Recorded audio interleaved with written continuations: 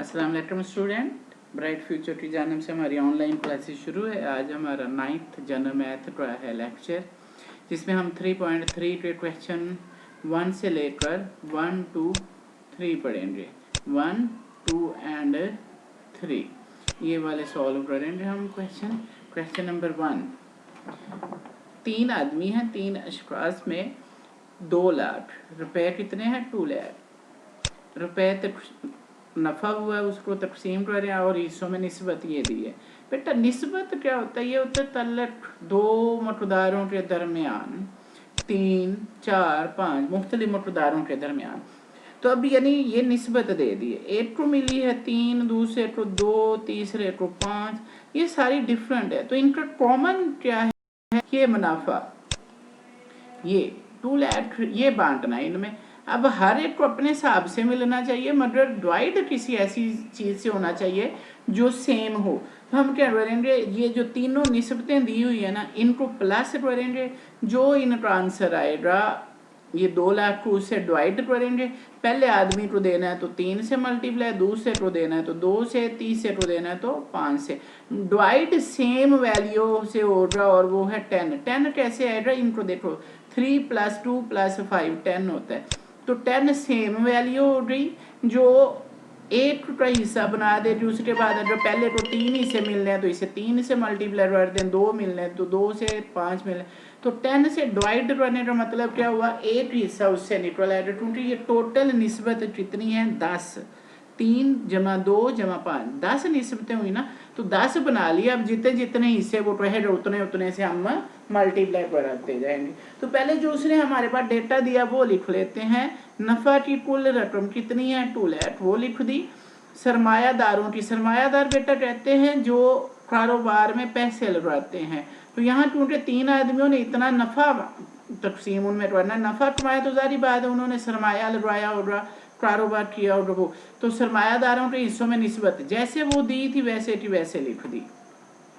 निस्बती मजमुआ, मजमुआ कहते हैं जमा को। निस्बती मजमुआ मतलब है निस्बतों को जमा करने से जो आया, निस्बतों को जमा करने से जो आया वो होता है निस्बती मजमुआ। निस्बतों को जमा किया, वो कर लिया। पहले क्या थी? 3 + 2 + 5, ये आ गया 10। मतलब क्या है कि हमने कुल जो वैल्यू है उसे 10 से डिवाइड करके एक ही हिस्सा निकल आएगा, फिर जितनी निस्बत है वो। पहले आदमी का मुनाफा कैसे आएगा? पहले तो देखो, मैंने कहा था कुल जो है 2 लाख है, उसे डिवाइड 10 से करना है। अब 2 लाख × 3/10 है।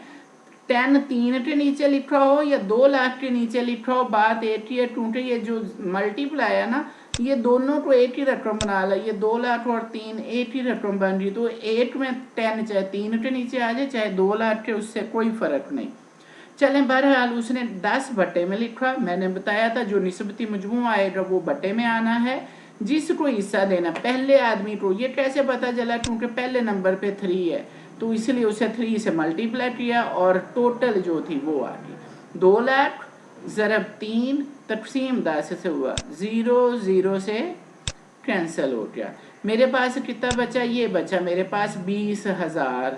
20,000 को 3 से ज़रब दे दें तो कैसे आएगा? 20,000 है, अगर इसे मल्टीप्लाई मैं 3 से कर दूँ तो जारी सी बात है 0 जो 4 थे वो वैसे के वैसे ही आ जाने हैं, और 3 को 2 से मल्टीप्लाई करें तो 6 यानी 60,000 हो जाए। 300 300 300 और 300 एंड 3 2s are 6। तो ये 60,000 पहले आदमी का हिस्सा आ गया, ये लिखा हुआ है। अब दूसरे आदमी का, दूसरे आदमी तो कैसे मुनाफा आएगा बेटा? देखो, अगर आप गौर करें तो दूसरे को निस्बत में कितना उसने दिया? 2। ये 2 दिया, इसका मतलब है 2 ऊपर लिखना है, 10 नीचे, और जितना मुनाफा बांटना कुल रकम वो इधर आ गई। 10 0 0 से 20,000, 20 को 2 से ज़रब दी, 20 दूना 40 या 22s are 40, 40 आ गया और आगे ये 3 0 बचे वैसे ही, तो 40,000 इसको हो गया।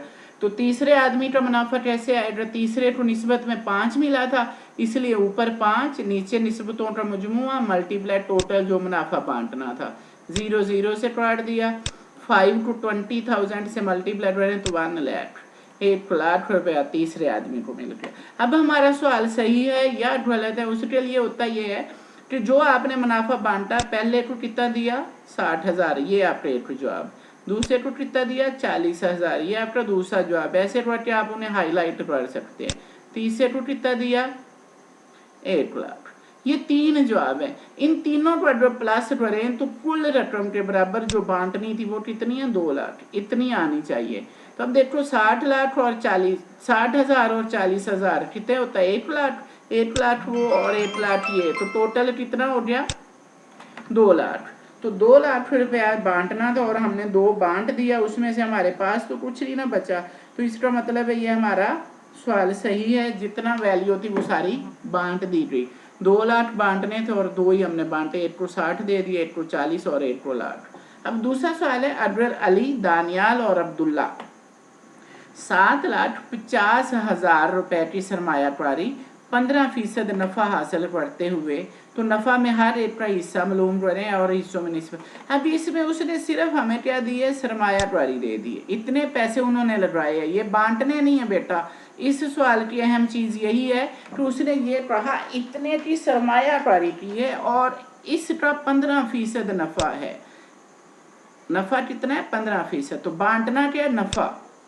तो पहले हम इसमें नफा मालूम करेंगे, आप लोग करेंगे 7 लाख को निस्बती मजमुआ लेके सॉल्व करना शुरू नहीं, आपने पहले 15% नफा मालूम करना। फिर कैसे आएगा 15%, 15% उड़ाना बटे में 100 और मल्टीप्लाई 7,50,000 से वो मुनाफा निकल आएगा। तो चले हल करते हैं। जो उसने हमें दिया है सरमाया की रकम में 7,50,000, 15% नफा है, तो 100 रुपये की सरमायाकारी, ये छोड़ दें इसे सबको, 15% नफा है, तो कुल नफा कैसे आएगा ये सब कुछ ये निकाल दें। ये दोनों स्टेप नहीं, ये भी नहीं, रुपए की समय चलें ऐसे वाले 7,50,000 रुपए की सरमायाकारी पर नफा कैसे होगा, 15 था ना, इसका 7% था, फीसद खत्म किया तो बटे में 100। सर फीसद क्यों खत्म किया बेटा, देखो ये जो रकम है 7,50,000 सिंपल रकम है, मुनाफा भी सिंपल में लेना है, फीसद में नहीं। तो फीसद उसका मैंने खत्म किया, 15 के साथ फीसद था। फीसद का मतलब आपको मैंने बताया था, फीसद का मतलब होता है पर 100 में से, पर का मतलब होता है 1, 100 में से 1, तो यानी कि अगर 100 नंबर है तो उसमें से 1, तो 1/100 ही लिखेंगे। तो फीसद का मतलब होता है 1/100, यानी बटे में 100। तो 15 के साथ फीसद था, जब मैंने वो खत्म किया तो बटे में 100 आ गया और कुल रकम जितनी थी वो। तो अब ये 2 0 से काट दें, 15 को 7,500 से मल्टीप्लाई करें, 1500 1500 15 5,000 75, उसका 5 7 कैरी, 55 75, 56 90 एंड 57 105 और 7 उसमें कैरी ऐड किया तो 112, ये मेरे पास आ गया। तो उसको मल्टीप्लाई किया तो ये आ गया। अब ये मुनाफा आ गया, ये रकम बांटनी है, ये बस इसमें अहम था। अली, दानियाल और अब्दुल्ला के हिस्सों में निस्बत, जो निस्बत दी थी वो निस्बती मजमुआ, इन्हें प्लस कर लिया, वो 10 आ गया। मुनाफा में अली का हिस्सा, सबसे पहले नंबर है अली का। कैसे पता चला सबसे पहले नंबर अली का है, अगर सवाल में देखो सबसे पहले क्या आया हुआ है अली, नाम अली का है, फिर दानियाल का है, फिर अब्दुल्ला का है, तो इधर सबसे पहले अली आया है, तो सबसे पहली निस्बत अली की है। मैथ क्योंकि लेफ्ट हैंड से शुरू होता है इसलिए लेफ्ट से, हालांकि ये देखो अली जो है सबसे पहले आया है राइट हैंड पे, तो इसकी ये वाली 5 इसकी नहीं बनेगी, मैथ लेफ्ट से शुरू होता है इसलिए 2 इसकी बनेगी। तो अली के नीचे 2 है, तो अली का हिस्सा कैसे बनेगा 2 डिवाइडेड बाय टोटल जो निस्बती मजमूआ था 10 और मल्टीप्लाई जो रकम बांटनी है, 0 0 से कैंसल। अब मेरे पास बचा 11,250, अगर इसे 2 से मल्टीप्लाई करते हैं तो क्या दोनों 22,500, ये इसको मिल गया। मुनाफा में दानियाल का हिस्सा उसी तरह 0 0 से कैंसिल हो गया, बाकी मेरे पास बचा 11,250, उसे 3 से मल्टीप्लाई कर लें तो 33,750। मुनाफा में अब्दुल्ला का हिस्सा, अब्दुल्ला को क्योंकि निस्बत में 5 मिला हुआ है तो 5/10 निस्बती मजमुआ, मल्टीप्लाई वही टोटल रकम 0 to 0 से काट दें, बाकी 5 to इससे मल्टीप्लाई किया तो 56,250 इसको आ गया। क्वेश्चन नंबर 3 मेरे पास है। क्वेश्चन नंबर 3, 3 अशख्वास में 720 रुपये नफ़ा की रकम तकसीम करें। हर हिस्सों में निस्बत 3, 4 और 5 हो। आप खुद करेंगे इसको। उसी तरह से नफ़ा की रकम है, हिस्सों में निस्बत है, निस्बती मजमुआ लिया वो 12 आ गया। पहले आदमी का हिस्सा 3 निस्बत में 3/12 720, दूसरा और तीसरा। थैंक यू स्टूडेंट, उम्मीद है आपको समझ आई होगी। अल्लाह हाफिज़।